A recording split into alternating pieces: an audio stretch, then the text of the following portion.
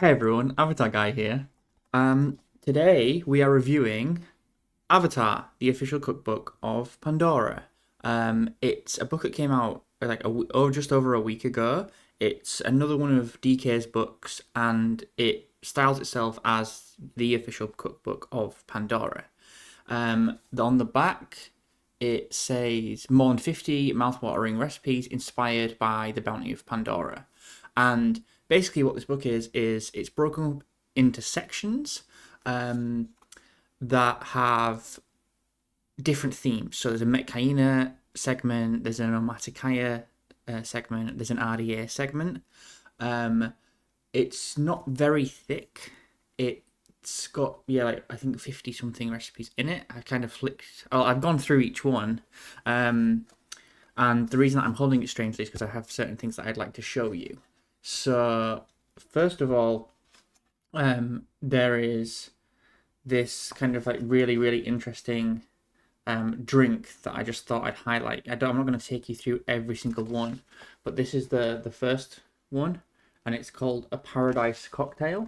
And for those of you who like this kind of thing, this is like a really cool thing, and it seems to me like something that you would see at like the Disney parks. It looks really colourful. I'm not sure how well the colours show up there. And here's another thing where it kind of breaks it down, that it shows RDA rations. Like this is one of the sections. So the first section is based on things that the Omaticaya would eat. So for example, there's something called Harmony Salad, and this is how it's set out as well. It's set out in the way that there's a recipe here and a image here, and as you go through the book, it's not every single page. Like there are sometimes screenshots or concept art from the movie. So just to show you, that's how thick it is. It probably, if it only had the recipes and the images in, it would be a little thinner than this, just to again give you an idea. And in the UK it's £20. So I don't know how, I'd never bought a cookbook in my life before this, so I don't know if that's good value or not. As a piece of Avatar, like, merchandise, I think it's kind of cool to have and interesting. And the reason that I think it's interesting is because you can tell that I think they have really tried to show you things that definitely I can imagine, say, the Na'vi sitting around and eating, as kind of one example. The Metkaina section, for example, is nearly all seafood related. I saw some people discussing this book before it came out, talking about would it be all plant-based recipes, and no, it's not. And there's actually an interesting thing in the ad about the RDA section there, and I'll talk about that in a second. But like most of the Metkaina segments are like fish or seafood related. There you can see catch of the day giant couscous. I don't know if I'd like necessarily try it out, but I don't know. Like if we get a few hundred likes on the video, maybe I'll do a cooking video and try not to like kill myself. So this is the Navi Super Smoothie Bowl, and I thought this was really cool just because of how blue it is. And I guess that on Pandora you would get some really funky colours in what you actually eat.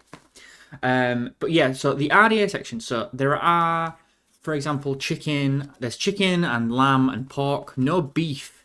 There's no beef dishes in the entire thing, interestingly. And I think the reason is that they mention in the RDA section that all of the RDA recipes are plant-based.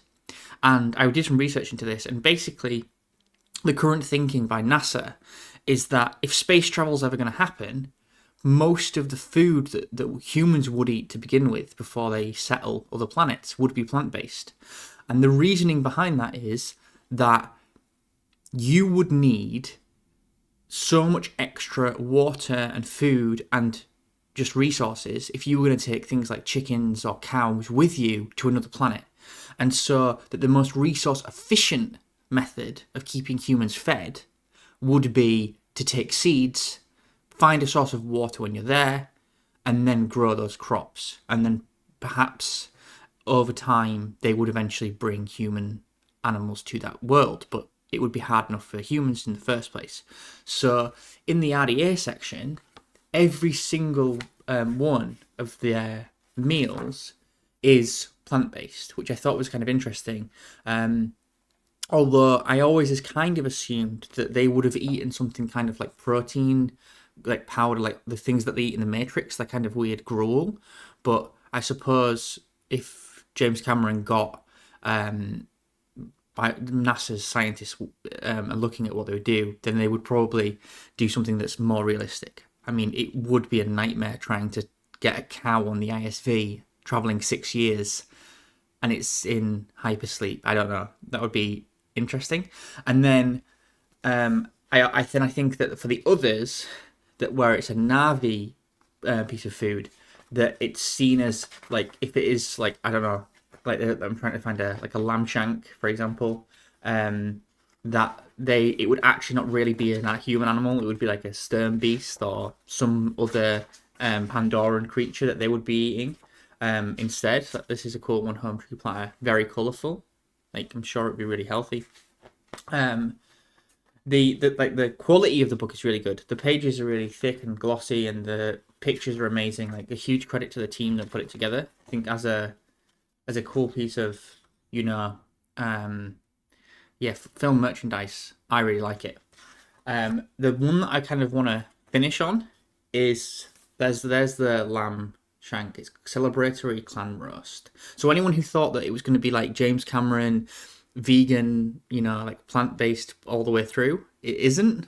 I don't know. I have no strong opinion either way. I don't care what people choose to eat. That's their choice. I'm completely fine with however you choose to eat. But no, yeah, I saw a lot of people commenting like, "Oh, is it going to be plant-based or not?" No, it's not.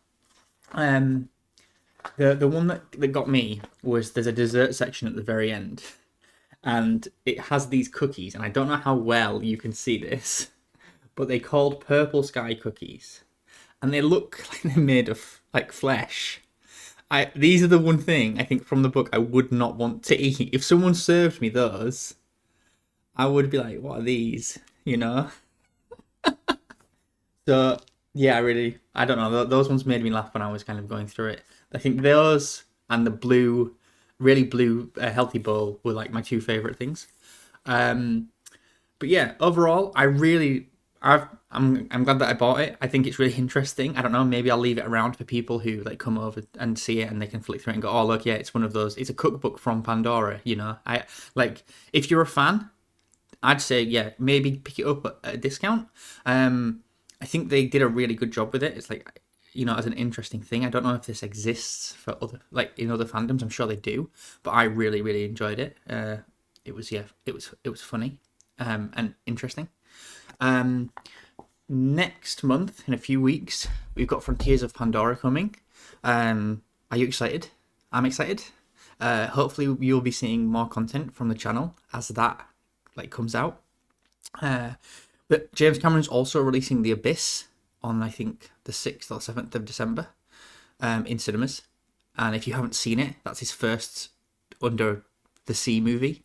And I definitely recommend it to anyone. If you're a fan of Avatar, definitely catch The Abyss. You can see a lot of his designs and the future motifs in it. I'd really love to know what you all think about it. Whether you have got the book. Did you like it? What do you think? Do you want to see me cook something from it?